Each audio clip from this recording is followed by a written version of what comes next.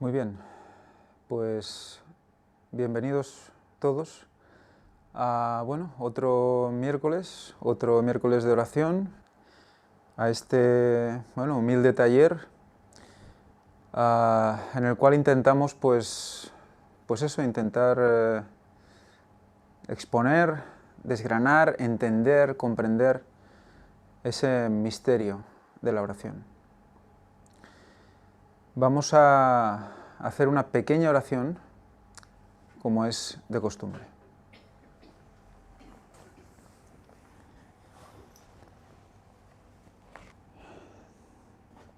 Padre nuestro que estás en los cielos, Señor, estamos aquí de nuevo hoy. Te agradecemos esta posibilidad de estudiar este proceso especial que tú creaste para nosotros.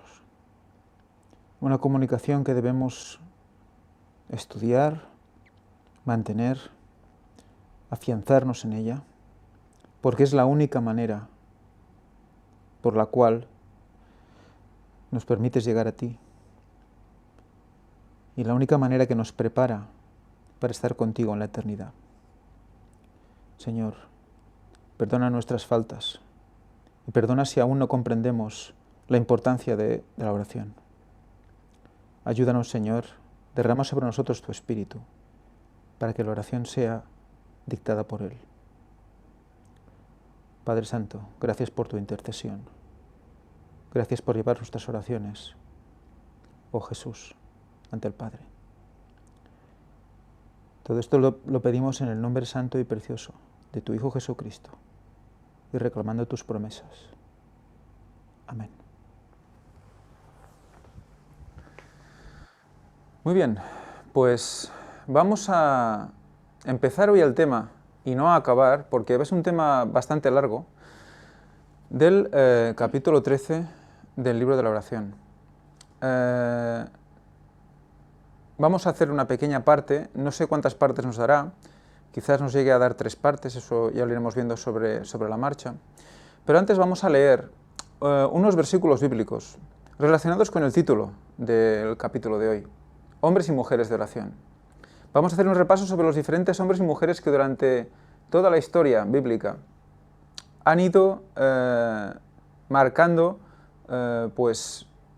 tendencias y maneras de cómo debemos orar y cómo ha sido su vida de oración y cómo debemos recordarlo en cada momento de nuestras vidas. Elena White habló de todas estas personas y nos mostró cómo eran un ejemplo para todos nosotros. Quizás la más significativa, o incluso la primera que se va a mostrar hoy en este capítulo, es la persona de Enoc. Vamos a leer varias cosas sobre Enoc y vamos a estudiar también el sentido de sus nombres, de Enoc mismo. Vamos a leer primero Génesis 5 del 18 al 24. Dice así: vivió Jared 162 años y engendró a Enoc. Y vivió Jared después que engendró a Enoc 800 años y engendró hijos e hijas. Y fueron todos los días de Jared 962 años y murió. Vivió Enoc 65 años y engendró a Matusalén. Y caminó Enoc con Dios después que engendró a Matusalén 300 años y engendró hijos e hijas. Y fueron todos los días de Enoc 365 años. Aquí es el primer sitio donde nos vamos a parar, porque si nos fijamos en todos los versículos anteriores, no los que hemos leído, sino más atrás, incluso en el capítulo 5, vamos a ver una serie de edades de los diferentes personajes bíblicos, y podemos ir viendo como, por ejemplo, dice: y fueron todos los días de Enos 905 años y murió. Y fueron todos los días de Cainán 910 años y murió. Y fueron todos los días de Mahalalel 895 años y murió. Y incluso Jared vivió 962, pero resulta que Enoc, ¿qué pasa? Fueron todos los días de Enoc 365 años. ¿Notáis que faltan unas palabras para que sean igual que el resto? En los otros dice, y murió, ¿verdad? Siempre al final, y murió. ¿Qué pasa con Enoc? Pues que Enoc no murió. Vamos a ir viendo. Caminó, pues, Enoc con Dios. Luego veremos qué quiere decir caminar con Dios. Y desapareció, porque le llevó Dios. O sea que Enoc ascendió a los cielos en vida. Por lo tanto, creo que debemos aprender mucho de Enoc, de su vida. Y hoy vamos a ver algo sobre eso.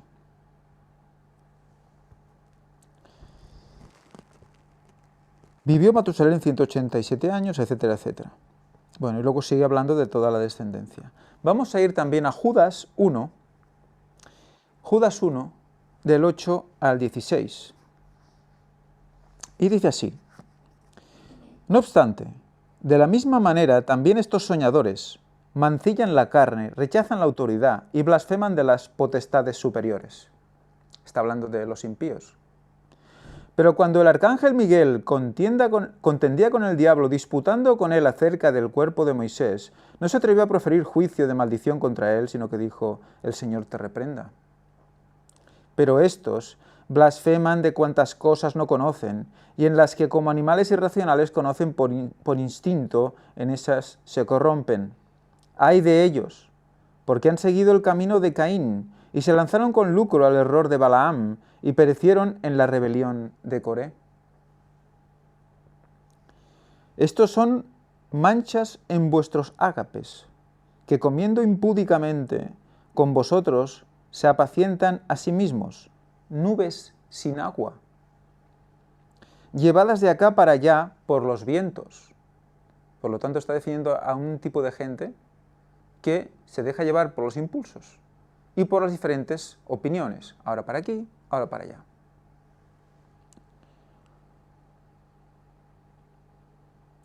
Árboles otoñales, sin fruto, sin fruto. Por lo tanto, y dice que más, 2 veces muertos y desarraigados. Fijaros que aquí hay una alusión clara a la muerte terrenal y a la segunda muerte, a la muerte eterna. Aquella muerte que se dará cuando baje la Nueva Jerusalén y se ejecute el juicio de los impíos, cuando todos sean quemados por ese fuego eterno. Pero además puede darnos también una connotación el número 2. Vamos a seguir. Fieras olas del mar, que espuman sus propias vergüenzas, estrellas errantes para las cuales está reservada eternamente la oscuridad de las tinieblas. De estos también profetizó Enoc. Séptimo desde Adán. ¿Qué curiosidad vemos aquí también? Enoc, séptimo desde Adán. Eso quiere decir séptima generación. Y resulta que Enoc, séptimo desde Adán, ¿es quién? El que sube sin morir. Creo que ya podemos estar haciéndonos una idea de a quién representa Enoc. Diciendo: he aquí que vino el Señor con sus santas decenas de millares. O sea que el séptimo desde Enoc tiene una visión. Dice: vino el Señor, no vendrá, vino. Él ve ya desde el futuro. Por lo tanto, ¿qué está viendo? La segunda venida de Cristo. Y la está relacionando ¿con qué? Séptimo desde Adán. ¿Y qué? 2 muertes. Estamos hablando de todo el mismo proceso. Fijaros, cómo nos mete el séptimo milenio en la generación séptima de Adán, que es Enoc, y cómo suben sin morir. ¿Quiénes son los que subirán al cielo sin haber visto la muerte? Los 144.000, ¿verdad? Por lo tanto, estemos atentos a lo que tenemos que aprender de Enoc. Y sigue, estos son murmuradores, querellosos, que andan según sus propios deseos, cuya boca habla cosas arrogantes, adulando a las personas para sacar provecho. Fijaros qué tipo de gente está en el grupo de los perdidos y qué tipo de gente será la que vivirá en estos últimos tiempos también, porque es donde nos sitúa todo este contexto, ¿verdad? Pues vamos a seguir analizando, una vez nos hemos puesto en situación, ¿qué quiere decir el nombre de Enoc en hebreo? Vamos a ver un tema interesante. Dice Hanok, de H2596, iniciado. Hanok, patriarca antediluviano Enoc. Iniciado. ¿Con qué relacionamos siempre iniciado? Un iniciado. Como en una sociedad secreta o en algún tipo de estas sociedades universitarias, ¿verdad? Que se inician, pasan un rito de iniciación y son ya socios de esa congregación rara, ¿no? ¿Por qué iniciado? Luego veremos qué quiere decir iniciado. Sigue, raíz primaria, propiamente estrechar, figurativamente iniciar o disciplinar, adiestrado, dedicar, estrenar, instruir. Por lo tanto, Enoc estaba entrenado, instruido, adiestrado, era iniciado. ¿Y qué es un iniciado? En la Real Academia Española de la Lengua vemos la definición. Dicho de una persona que comparte el conocimiento de algo reservado a un grupo limitado. Reservado a un grupo limitado. Fijaros. Y luego dice miembro de una sociedad secreta. Muy bien. Alguien puede haberse preguntado alguna vez, bueno, si resulta que Satanás solo imita las cosas de Dios y no es capaz de crear nada nuevo, no se le permite, aparte de que no tiene poder creador. Entonces, ¿a qué estaban imitando las sociedades secretas? Esos grupos selectos de gente que tienen su información, y una vez entras dentro, formas parte de ese grupo de los iniciados. Porque ¿no son los salvos un grupo limitado? ¿No es los salvos sino qué? ¿No es el número exacto de ángeles caídos? ¿No vamos a sustituir los lugares que los ángeles caídos dejaron a ser echados del cielo? Lo podéis encontrar en La verdad sobre los ángeles, libro de Elena White. Por lo tanto, cuando se cumple el cupo, cuando se llega al número concreto, se acaba el tiempo de gracia, se acaba el juicio investigador. No es que hay un tiempo para el juicio y bueno, ya vamos convirtiendo, no he llegado a tiempo. Sí y no, porque hay un número concreto. Cuando se cumpla ese cupo, entonces se acaba. Pero dentro de este grupo limitado de salvos, hay también otro grupo limitado, muy concreto, el cual está siendo definido, en este caso, por Enoc, que son esos 144.000. Y esos tienen que cumplir unas condiciones muy concretas que Enoc caracteriza, que si estudiamos la personalidad de Enoc y entendemos cómo vivió él en comunión con Dios, vamos a comprender cómo vamos a tener que estar y en qué situación para poder aguantar todo lo que ha de venir. En este resumen vemos Enoc, los santos, los 144.000, séptimo desde Adán, séptimo milenio. Un apunte claro y directo a esa segunda venida de Cristo y también claramente definido por esa profecía que él dice, que él ve. Sin más, ya vamos a empezar con el libro de la oración en el capítulo 13, antes recordando esa cita que debemos tener siempre en nuestro corazón y en nuestra mente. Orad en todo tiempo. Es decir, estad siempre en el espíritu de oración, y entonces estaréis listos para la venida de vuestro Señor. Eso hizo Enoc. Vamos pues, sin más, a empezar el capítulo. Vamos a empezar por Enoc mismo, y así nos define Elena White cuál fue la vida de comunión de Enoc. Al comulgar así con Dios, Enoc llegó a reflejar más y más la imagen divina. Su rostro irradiaba una santa luz, y la luz que brilla en el rostro de Jesús.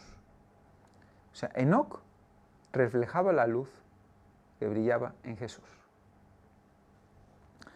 Al terminar estos periodos de comunión divina, hasta los impíos contemplaban con reverente temor el sello que el cielo había puesto sobre su rostro. Fijaros cómo habla de unos momentos de comunión. Ya vimos cómo cuando Elena White habla de comunión, en muchas ocasiones se refiere a los momentos de oración también. Su fe se volvía más fuerte, su amor más ardiente, con el transcurso de los siglos. Para él, la oración era como el aliento del alma. Vivía en la atmósfera del cielo. O sea, vivía en la tierra, pero vivía en la atmósfera del cielo. ¿Por qué? Porque como hemos leído en la cita del principio, antes de empezar, ¿qué? Vivía en oración. El espíritu era de oración. Por lo tanto, la atmósfera a su alrededor era la atmósfera del cielo. Si siempre estamos conectados con Dios, lo que nosotros vivimos es la atmósfera del cielo. Porque no hay distancia en oración, recordemos. Es una puerta dimensional, son vórtices, no hay distancia. Ese poder pasa y es igual a la distancia que haya. Afligido por la maldad creciente de los impíos y temiendo la infidelidad de esos hombres, y temiendo que la infidelidad de esos hombres pudiese aminorar su veneración hacia Dios, o sea, él temía que lo que había a su alrededor le pudiera influir, Enoc eludía el asociarse continuamente con ellos, y pasaba mucho tiempo en la soledad, dedicándose a la meditación y a la oración. Así esperaba ante el Señor, buscando un conocimiento más claro de su voluntad a fin de cumplirla. ¿Qué le pasaba a Enoc? Tenía unas ganas horribles de hacer la voluntad de Dios, pero antes de actuar, como vimos el otro día, ¿qué hacía? Se pone en oración constante, en meditación, ¿para qué? Para saber, tener clara cuál es la voluntad de Dios para él. Para él la oración era el aliento del alma, vivía en la misma atmósfera del cielo, repite. Enoc caminó con Dios en oración. O sea, cuando la Biblia se refiere a que él caminó con Dios, caminó en oración.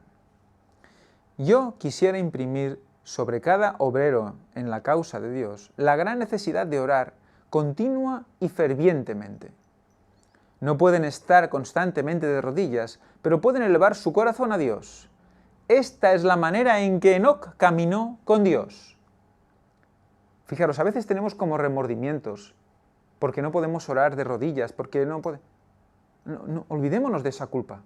Oremos constantemente.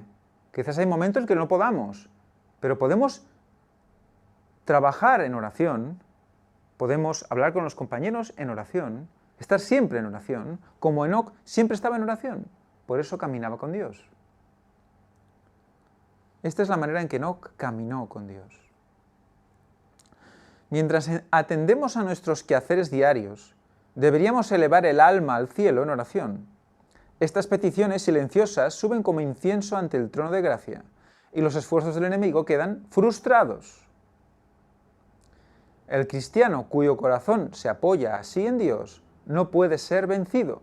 No hay malas artes que puedan destruir su paz. Todas las promesas de la palabra de Dios, todo el poder de la gracia divina, todos los recursos de Jehová están puestos a contribución para asegurar su libramiento. Así fue como anduvo Enoc con Dios, y Dios estaba con él, sirviéndole de fuerte auxilio en todo momento de necesidad. Enoc se convirtió en el predicador de la justicia e hizo saber al pueblo lo que Dios le había revelado. Los que temían al Señor buscaban a este hombre santo para compartir su instrucción y sus oraciones. Fijaros que predicaba ¿qué? La justicia. ¿Qué es lo que nos toca hacer a nosotros? Evidentemente tenemos que predicar la misericordia de Dios, pero que hay momentos donde se va a hacer justicia, ¿verdad? Que están muy cercanos. Y vamos a recibir en la tierra muchos juicios. Va a haber muchas muertes. Y tenemos que comprender ese aspecto. ¿Qué le tocó a Enoc en su tiempo? Predicar la justicia. Pues estamos también en lo mismo. Cuanto mayores eran sus labores, más fervientes eran sus oraciones. En medio de una vida de activa labor, Enoc mantenía fielmente su comunión con Dios. Cuanto más intensas y urgentes eran sus labores, tanto más constantes y fervorosas eran sus oraciones. Seguía apartándose durante ciertos lapsos de todo trato humano. O sea que, aunque él predicaba, tenía que tener unos momentos de ¿qué? De comunión con Dios, de tranquilidad, de separación del trato humano, como también hacía Jesús. Recordamos, ¿verdad?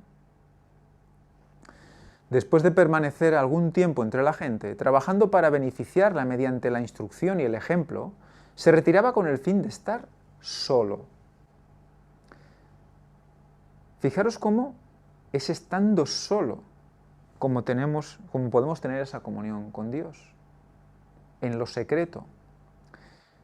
¿Cuántas veces tenemos miedo los humanos a la soledad, verdad? Es evidente que somos seres sociales y necesitamos comunicarnos con la gente, pero la única manera de mantener una sólida relación con Dios, ¿qué es? La soledad. Porque en realidad no estamos solos, estamos con Dios. Y Él siempre estará con nosotros. No podemos escondernos de Dios. Después de permanecer algún tiempo entre la gente, bueno, esto ya lo hemos leído, perdón, se retiraba a fin de estar solo, para satisfacer su sed y hambre de aquella divina sabiduría que solo Dios puede dar. O sea, si nos sentimos hambrientos de sabiduría, es en esos momentos cuando la vamos a poder recibir.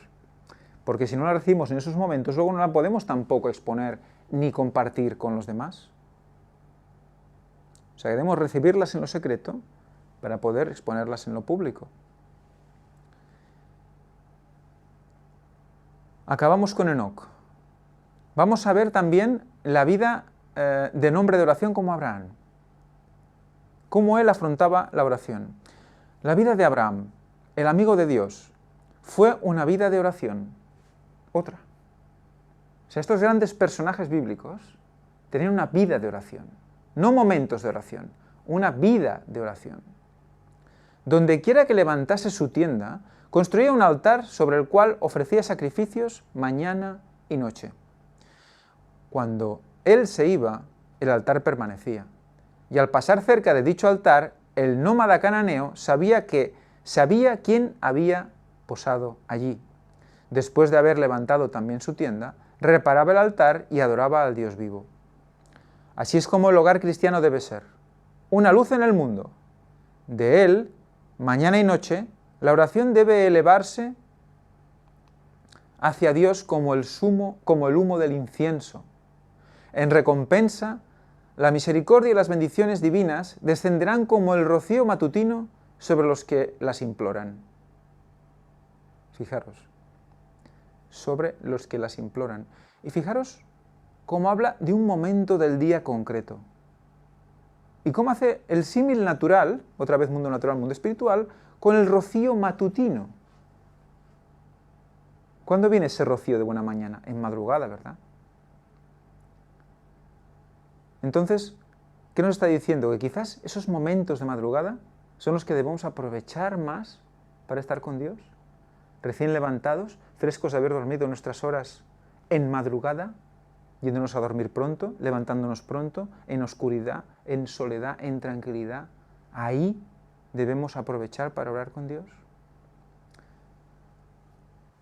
Hay versículo bíblico de Proverbios que dice que yo amo a los que me aman. Y son los que me buscan de madrugada los que me encuentran, los que me hallan. Me hallan los que temprano me buscan. En otras versiones, los que de madrugada me buscan. O sea que fijémonos cómo nos está poniendo un momento concreto del día que deberíamos aprovechar al 100% para estar con Dios. Sobre todo en estos últimos tiempos, cuando todo el día se convierte en un ajetreo constante. Padres y madres, cada mañana y cada noche juntad a vuestros hijos alrededor vuestro y elevad vuestros corazones a Dios en humildes súplicas. Vuestros amados están expuestos a la tentación. Hay dificultades cotidianas sembradas en el camino de los jóvenes y de sus mayores. Los que quieran vivir con paciencia, amor y gozo deben orar. Punto. Será únicamente obteniendo la ayuda de Dios como podremos obtener la victoria sobre nosotros mismos. Cada mañana, consagraos a Dios con vuestros hijos. No contéis con los meses ni los años, no os pertenecen. Solo el día presente es vuestro. Durante sus horas, trabajad por el Maestro, como si fuese vuestro último día en la tierra. Fijaros, esto también es muy interesante. Últimamente estoy reflexionando mucho cuando alguien me llama para hacer un trabajo en algún lugar. Pueden llamarme de diferentes lugares. Entonces vas y haces el trabajo, ¿no? Entonces piensas, si tú te consagras a Dios, si tú se supone que vives para Dios y quieres hacer su voluntad, ¿no es Él el que guía tu vida? Entonces, cuando alguien te llama para hacer un trabajo y tú contactas con Él, ¿no te lo está enviando Dios para que tú le des testimonio? ¿Para que tú le digas algo referente a Dios? Porque entonces vivimos para Dios. Luego haremos el trabajo como buen cristiano, lo haremos perfectamente como buen cristiano. Pero Dios ha puesto ese hombre en tu camino, o esa mujer, entendedme. Por lo tanto, hay que aprovechar ese momento para vivir para Dios y dar testimonio. Todos los que vienen a casa a vender luz, a vender gas, muchas veces se nos hacen pesados porque ahora me llaman para esto, ahora me vienen a ver para lo otro. Dios nos envía gente y muchas veces no lo vemos. Estamos tan ofuscados en el día a día que solo nos molestan estas personas. Cuando quizás Dios nos está diciendo, ¿no quieres vivir en mí? ¿No quieres que seamos uno? Pues trabaja para mí.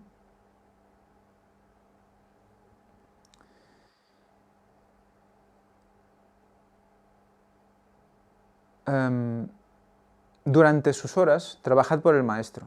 Fijar, cada día trabajad por el Maestro, cada hora, como si fuese vuestro último día en la tierra. Presentad todos vuestros planes a Dios, a fin de que Él os ayude a ejecutarlos o abandonarlos según lo indique su providencia. Aceptad los planes de Dios en lugar de los vuestros, aun cuando esta aceptación exija que renunciéis a proyectos por largo tiempo acariciados. Así vuestra vida será siempre más y más amoldada conforme al ejemplo divino, y la paz de Dios, que sobrepuja todo entendimiento, guardará vuestros corazones y vuestros pensamientos en Cristo Jesús. Abraham oraba con fe a pesar de las circunstancias. Abraham no podía explicar la dirección de la providencia. Sus esperanzas no se habían cumplido, pero mantuvo su confianza en la promesa. Y bendecirte y engrandeceré tu nombre y serás bendición. Génesis 12:2. Con oraciones fervientes consideró la manera de preservar la vida de su pueblo y de su ganado, pero no permitió que las circunstancias perturbaran su fe en la palabra de Dios. ¿Cuántas veces oramos por algo, porque nos está pasando algo, pero una vez acabamos de orar, seguimos totalmente confligidos, totalmente desesperados? Debemos, como hizo Jacob, agarrarnos a Dios. Pero Elena White nos comenta cómo hoy en día debemos sustituir la manera de agarrarse a Dios es que agarrarse a sus promesas. Eso debemos comprenderlo. Cuando estamos orando a Dios y le reclamamos las promesas, una vez acabamos la oración debemos agarrarnos a esas promesas hasta que nos bendiga. Y viene la bendición. Claro que viene. Con oraciones fervientes, Abraham consideró la manera de preservar la vida de su pueblo y de su ganado, pero no permitió que las circunstancias perturbaran la fe. 2 de los mensajeros celestiales se marcharon dejando a Abraham solo con aquel a quien reconocía ahora como el Hijo de Dios. Recordad que vienen 3 personas, vienen 3 a visitarle, ¿verdad? Y uno de ellos es Jesús, otros 2 son ángeles y van en dirección a Sodoma, recordad, para fulminarlos. Y el hombre de fe intercedió en favor de los habitantes de Sodoma. Una vez los había salvado mediante su espada, ahora trató de salvarlos por medio de la oración. Lot y su familia habitaban aún allí. Y el amor desinteresado que movió a Abraham a rescatarlo de los elamitas, trató ahora de salvarlo de la tempestad del juicio divino, si era la voluntad de Dios. Con profunda reverencia y humildad rogó: «He aquí ahora que he comenzado a hablar a mi Señor, aunque soy polvo y ceniza». En su súplica no había confianza en sí mismo, ni jactancia en su propia justicia. No pidió un favor basado en su obediencia o en los sacrificios que había hecho en cumplimiento de la voluntad de Dios. Siendo él mismo pecador, intercedió en favor de los pecadores. Semejante espíritu deben tener todos los que se acercan a Dios. Soy polvo y ceniza. No soy nada. Abraham manifestó la confianza de un niño que suplica a un padre a quien ama. Se aproximó al mensajero celestial y fervientemente le hizo su petición. Y fijaros cómo está poniendo esto en el contexto de la oración. El amor hacia las almas, a punto de perecer, inspiraba las oraciones de Abraham. O sea, él sabía que iban a morir mucha gente, y él amaba a esas personas. Aunque detestaba los pecados de aquella ciudad corrompida, deseaba que los pecadores pudieran salvarse. Su profundo interés por Sodoma demuestra la ansiedad que debemos experimentar por los impíos. Debemos sentir odio hacia el pecado y compasión y amor hacia el pecador. Fijaros, qué curioso que un cristiano tenga que sentir odio, ¿verdad? Muchos de influencias panteísticas orientales dirían que esto es una aberración. No se puede odiar, hay que amarlo todo. También lo malo porque forma parte de lo bueno, porque si no hay nada malo no conocemos lo bueno, dicen. Dicen que conocemos lo bueno porque hay lo malo. Es una total incongruencia. De hecho es al revés, ¿verdad? Y fijaros cómo dice aquí que hay que sentir odio hacia el pecado, pero compasión y amor hacia el pecador. No podemos machacar al pecador. Vemos sus acciones, podemos reprenderle, podemos hablarle, pero siempre con ese amor necesario. Jacob. De Jacob ya hemos dicho muchas cosas.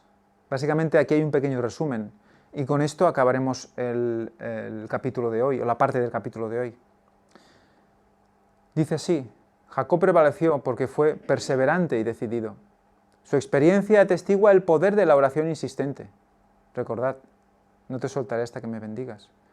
Este es el tiempo en que debemos aprender la lección de la oración que prevalece y de la fe inquebrantable. Las mayores victorias de la Iglesia de Cristo o del cristiano no son las que se ganan mediante el talento o la educación, la riqueza o el favor de los hombres. Son las victorias que se alcanzan en la cámara de audiencia con Dios, cuando la fe fervorosa y agonizante se hace del poderoso brazo de la omnipotencia. Fijaros, tuve una experiencia en la última reunión que hicimos en Valencia. Una gente me dijo, es que no sé, debo explicarte que yo cuando oro siento, pues lloro. Y él se sentía como avergonzado. Digo, no te debes avergonzar. Fijaros que dice, cuando la fe que es fervorosa y agonizante.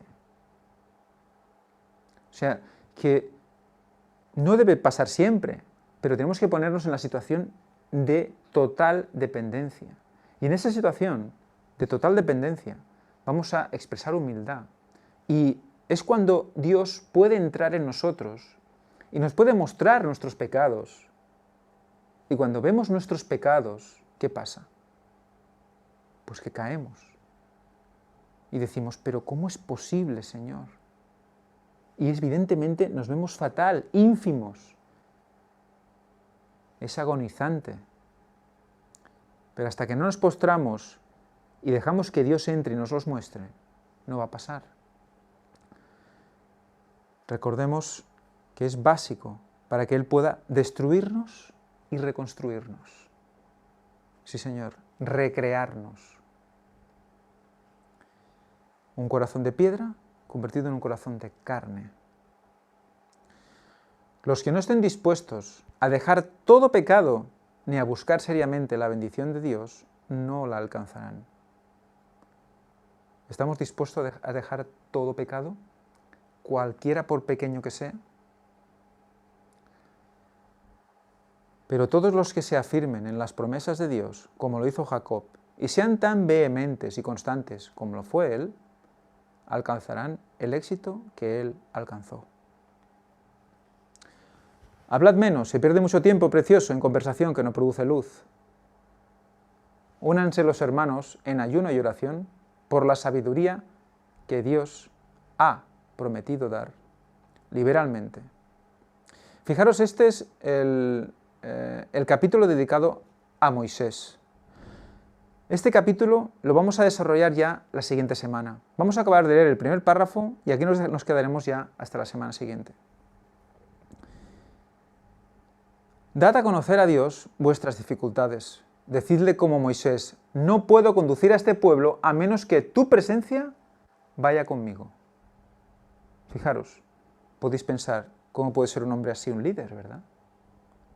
Con los seguros que vemos a los líderes, ¿verdad? Pues un líder real, alguien que realmente quiere guiar a su pueblo, que se siente responsable de los que están a su alrededor, a los que están enseñando y guiando. Podemos ser cualquiera de nosotros, con nuestros familiares o amigos, a los que estamos mostrando el Evangelio. Tiene que estar, ¿qué? Siempre pendiente de estar en la presencia de Dios. Siempre. Luego pedid aún más, orad con Moisés, ruégote que me muestres tu gloria. ¿Qué es esta gloria? El carácter de Dios. Así lo proclamó el Señor a Moisés. Y hoy lo vamos a dejar aquí, porque el capítulo de Moisés es muy extenso y luego ya lo podemos ir conectando con otros personajes como Ana u otros. Pues nada, para acabar, vamos a hacer una pequeña oración y ya lo dejaremos hasta la siguiente semana.